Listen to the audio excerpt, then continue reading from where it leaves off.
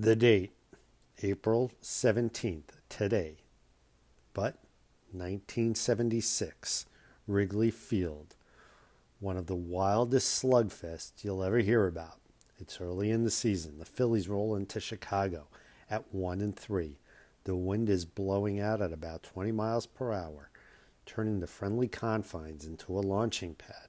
And a 26-year-old third baseman from Dayton, Ohio, named Mike SCHMIDT, is about to turn a blowout into baseball legend. By the end of this Saturday afternoon, the two teams would combine for 34 runs and 43 hits. 9 home runs would leave the park, but the story belongs to one man who hit 4 home runs in 4 consecutive at-bats, including the game-winning shot in the 10th.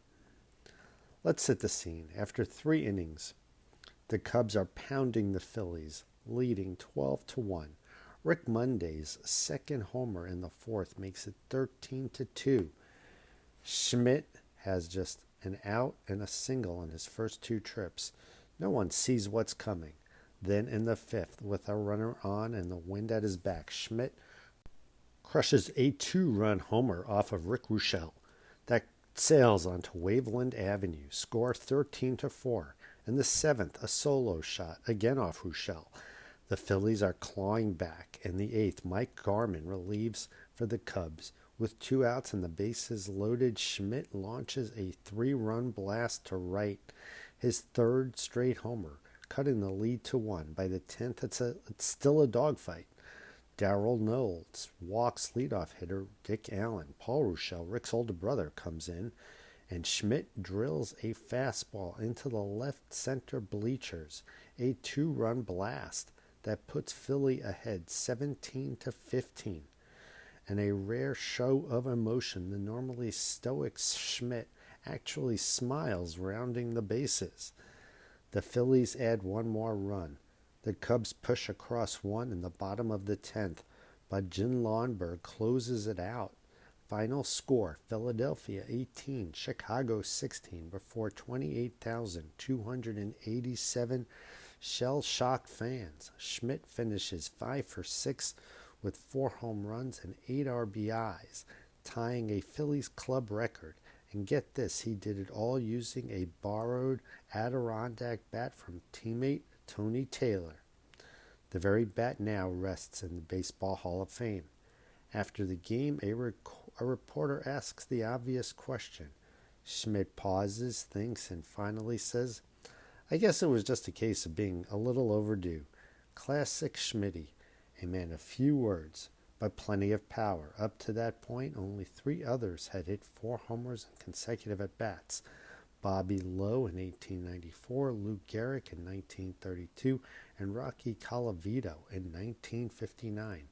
SCHMIDT became the 4th to do it that way, and the first National Leaguer in the modern era. Lowe's 1894 feat was with the NL Beaneaters, if you remember the Beaneaters. Overall, he was the 10th player in Major League history with a 4 home run game. Before the game, SCHMIDT was hitting just .167 with 9 strikeouts and 18 at-bats.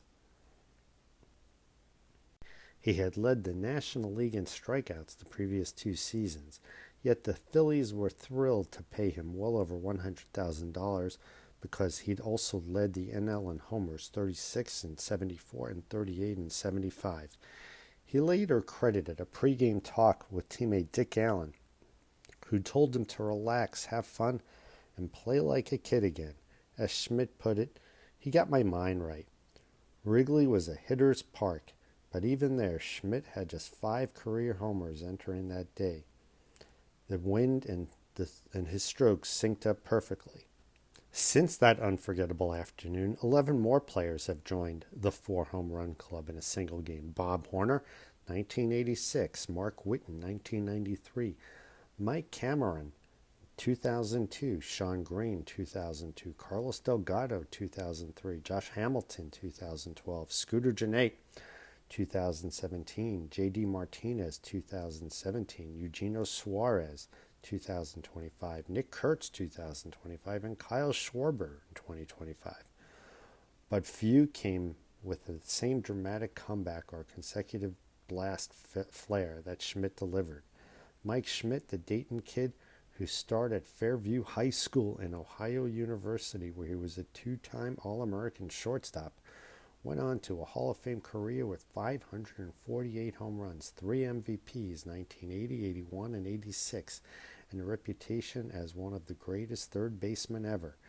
That April day in 1976 was early proof of the legend he would become. So why does this date stick with us? Because it's baseball at its craziest and most beautiful. A team down 12-1, wind howling, one borrowed bat, changing everything. Hope isn't just for opening day. Sometimes it shows up in the fifth inning of a slugfest. If you're ever at the Hall of Fame, look for that Tony Taylor bat. It carries one heck of a story. That's our date with destiny for April 17. Mike SCHMIDT's 4 homers and the Wrigley wind. The day a quiet slugger from Ohio reminded everyone he was overdue for greatness. If you love this episode of Dates with Destiny, a Smell Baseball podcast, make sure to smash that subscribe button, leave a review, and share it with a fellow fan. Next time we'll chase another date. Seems like it's going to be April 18th, where Destiny showed up swinging. Until then, till tomorrow, keep your eye on the ball, ride the wind when it blows your way, and remember, every day is a potential date with destiny. This is Mr. Baseball signing off from the Diamond of Dreams. Play ball.